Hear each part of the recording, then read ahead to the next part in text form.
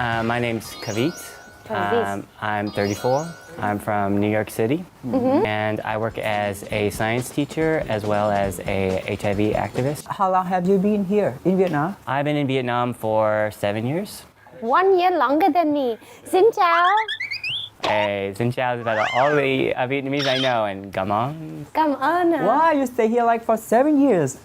You know, it's just not a language that connects with me. I tried so hard. Where did you stay? So for most of my time it's been in Saigon, but I was in Haiphong for a little while. Hải Phòng. Why do you choose Vietnam to live and start your career? So when I was in university, I had a professor who did work here in Ho Chi Minh City. When I was looking for places to go outside of the United States, I was like, yeah, that's where I want to go.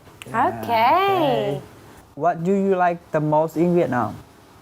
Honestly, it's the food from foreigners. Foreigners food? I know that's not a popular opinion, but Vietnam has a really great foodie scene that also some Vietnamese people, chefs, are getting involved in. Yeah. You can get all of the world's food Yeah. in these really cheap places. And I love it. International dishes all in one place. Yep. Yeah, that's correct. I also like that there is a sense of hope or promise here. I feel like when I left America, people were sort of feeling like nothing was really going to happen anymore. They sort of just gave up. And when you come here, the Vietnamese people have a real sort of sense that the promise is still in the future and things can get better. That's how I feel about Vietnam. I feel people in Vietnam are very present, very here and now, and quite hopeful and friendly. Specialty of Vietnamese is the warm heart. Right. Yeah. So I have an example. I lost all of my clothes twice. How did you lose all of your clothes? Did you go partying and Same just question. forgot your clothes? What did you do? It was in a hotel, right? And my clothes got stolen. In Thailand, I felt like they gave me clothes, but they had some sort of you need to do this for me. In Vietnam, the people at my work, they're just like, here, let me buy you some pants. And I was like, oh. Nice with no reason. Yes. No, I think they have a big reason because he looks so sexy. I get this kind of feeling that you're so handsome but so shy and cute, like a puppy. I'm only shy until you really get to know me. Okay. Then you take your underpants off and you shoot. I'm more of an observer, and then when I get comfortable, Okay, Yeah. I see. Can we talk about your childhood? When did you recognize that you are different from the other boys? When I was in 6th grade, I had a crush on a girl, which I didn't actually know was a crush on a girl. Okay. And then I never had one again. I don't feel anything. I don't know what's happening. And then I was in gym class. Okay, gym class. Do you have a gym class story? No. Nope. I used to be really, really skinny and really small and had huge glasses and bunch of acne. I think I weighed maybe 45 kilograms. 45. Oh, wow. My family didn't have a lot of money, so we didn't have a lot of food. So I just, I was, not great. So when I was in gym class and I would see these jocks, it's I noticed something was different about Alaska, please. I misinterpreted it as me sort of hero worshiping them. And it was just sort of became obsessive hero worshiping them. Oh. I joined track in order to sort of watch the jocks. Hey there, handsome. I can see your butt. Alaska. Then I was at a hardware store one time, and that was undeniable at that point. So that was how old? I was 14. With that age, you had to face with many difficulties, right? Yes, so I grew up in a Muslim household Where was that? in New York City. New York City, in a Muslim household. In America at the time, there was a lot of very anti-gay. Now, Anti-gay. not so much. And at that time, there were so many things the national conversation every day was about how gay people were bad, how gay people were evil. Spreading HIV. I heard things like that. Yep. For about 2 or 3 years, I became very sort of ashamed of my sexuality. Yeah. Yeah. And I just never really talked about it. And how could you overcome that feeling? I moved out of my house, How old were you? 16. Why did you move out? My family wasn't great. My mom was actually a wonderful woman. But and she was sex rights activist, women's rights activist in the Middle East. In the Middle East. So My mom's Arab and my dad's white. I'm very interested. I'm very interested to know. Your mom is Arabic and your dad is white, and you grew up in New York. And you had a good relationship with your mom. Yes. And your dad, no, not really. No. He didn't like that I was gay. I mean, we never really talked about it. Yeah. But like one day I was researching on the internet a school project. Well, and it was for a book, but at the same time I was researching like, how do you know if you're gay? Okay, I understand. And I woke up one day to find my dad had found all of that on the internet and became very like angry about it. And so I pretended that I was just researching it for that book. Smart way to lie, but not good. Not good. My mom was Muslim, my dad was Christian. Everyone in the Middle East is sort of like strong religious and anti-gay. There's a lot of complex movements in there. There's a lot of people fighting for queer rights, like very, very anti-gay. Like, for example, you become a man in Middle Eastern society when you get your first beard. How old were you when you got your first beard? 15. Whoa! 15? 15 when he got a beard. Wow! You must have been the hairiest guy at school. I call it a beard mitzvah. A beard mitzvah is when you become a man. Beard Mitzvah. But what ended up making you move out of the house? My family didn't like my education. Where did you study? When we came to the United States, we're sort of the belief that you should become a blue-collar kind of person. Blue collar, like businessman. Well, no, that's white collar. Oh, sorry. So like the truckers, the mechanics, that kind of stuff. Okay. My dad couldn't read, and I was in gifted and talented programs. He just made it really impossible for me to study, and he made me fail a class in my high school. So I was like, no, I'm not dealing with this. So I moved out, and then soon after, my family died, so. Oh my God, your family died? What happened? They were in a car wreck with my mom, so. All of them. Oh my God, that's terrible. I mean, it's been 17 years. So. And now, do you have any other family members? No, I create my own family. Promise you can be my brother from now on. Imagine. I'm like speechless. Yeah, I'm also speechless. Like, I can't imagine. How did you get through that?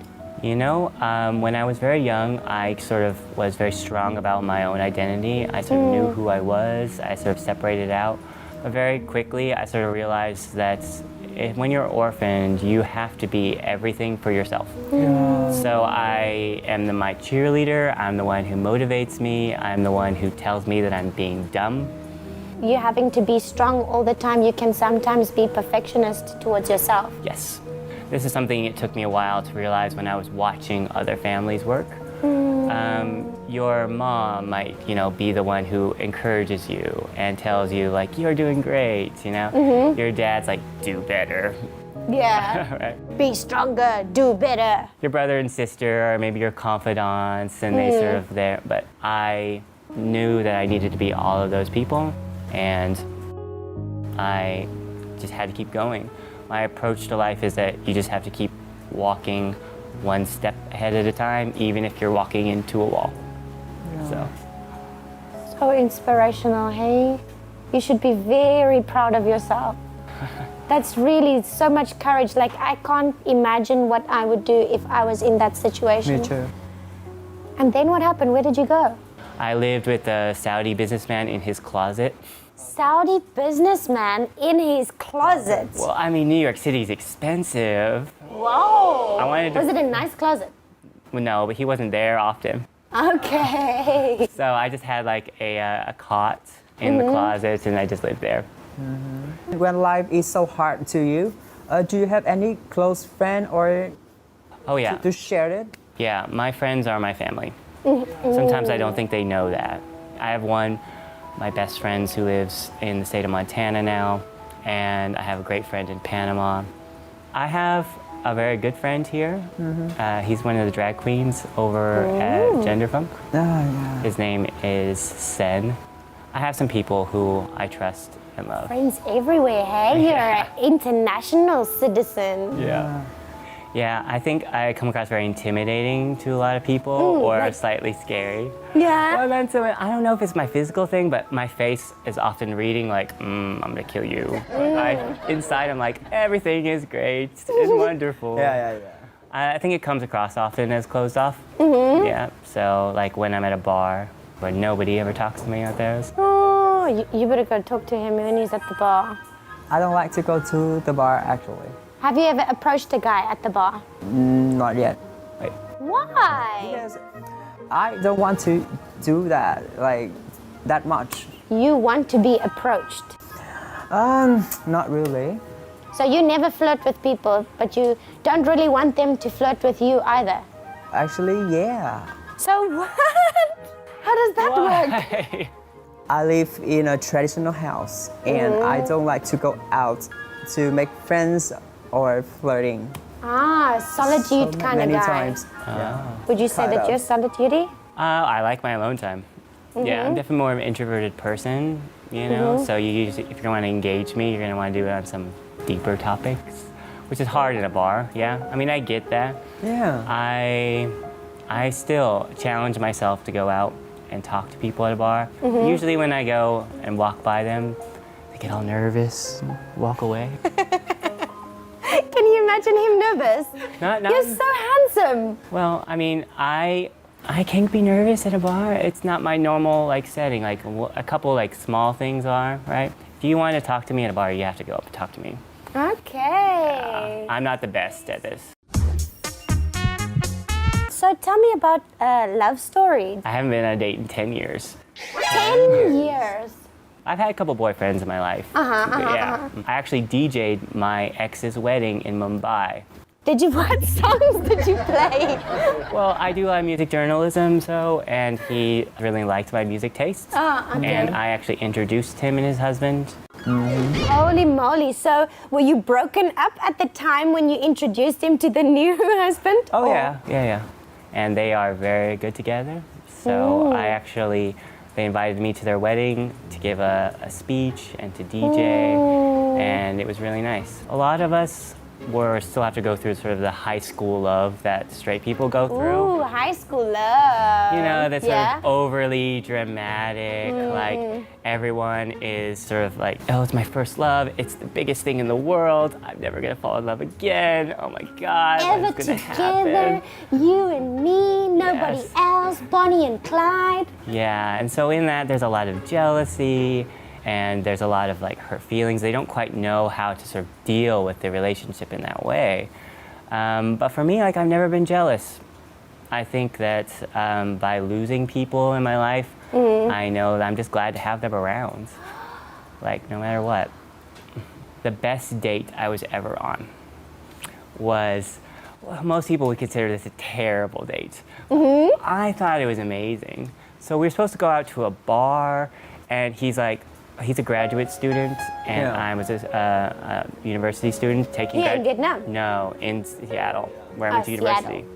And he was like, "Oh yeah, we're gonna go out to a bar," and when he picked me up in his car, he's like, "Actually, the Canadian election returns are on tonight. Can we go watch that?" And I was like, Yes, please. I had known nothing about the Canadian election system, and he sat down there and explained it to me, and I was like, oh my God, I'm so enamored right now. He made me some food. When I didn't understand something, he showed me a documentary, and I was like, this is amazing. But it was just sort of on the topics that I like. We sort of both had that topics, that same sort of passions, and that sort of building and adding on each other. Yeah. And then you dated? Well, then he actually had to go do some research in France, and I never saw him again. Okay. Terrible ending. That's a terrible ending. Such a love story. I don't view it that way. I view it as giving me a standard of what I want. Oh my God, how optimistic is that? When something bad happened to him, he viewed it as a standard, what he wants in his life. So are you in relationship this time? No? No. Single, hard to get, wants to be approached, very handsome, but shy. I'm a lot of conflicting things. That's like a paradox walking around. Yes, it is. So let's talk about the LGBT community in Vietnam compared to, you said New York, right? I lived in New York and Seattle. Can you tell us a little bit about the LGBT community over there compared to how it is here? I think there's a lot less people who feel like they need to sort of hide their sexuality. In Vietnam. In America. But in Vietnam, it's different. Yeah, so many times I'll meet a Vietnamese guy who is out when he's here. But when you go to his hometown, yeah, that's not happening. Super secret. Yeah, I understand that. I don't think anybody should ever be forced to come out until they feel like they need to or they're comfortable to. But in America, it's more like common. You'll see bigger bars, you'll see like many different bars. And I think there's just a little bit more awareness about sexual health in sexual America. health within the LGBT community. Yeah, those are your biggest changes. So do you have any plan for your future in Vietnam? So in my future, for right now, I just want to develop these HIV programs out in there. I like to work with other sort of gay organizations, and I'd like to do something called volunteering. Volunteering? Volunteering? What's that? Do you know queer? Queer, yeah. Volunteer and volunteer. Oh, I got it. There's a lot of foreigners I know who would love to get involved in this. And last summer during the Pride events, I actually had a small booth that I was trying to get referrals between like foreigners and gay organizations. So I'd like to sort of develop that. Do you have any message that you want to share with the LGBT community? Yeah, the idea that you're gonna come out once is a misconception. I wish I had known that very early, that I have to every day often think about if I'm going to come out. I have to do that at my job, I have to do that in everyday situations, and that you get stronger at it each time, but use each time as practice to where you can become more comfortable with it. As a gay person, you come out every single day in every single situation. Yes. Thank you so much for sharing with us.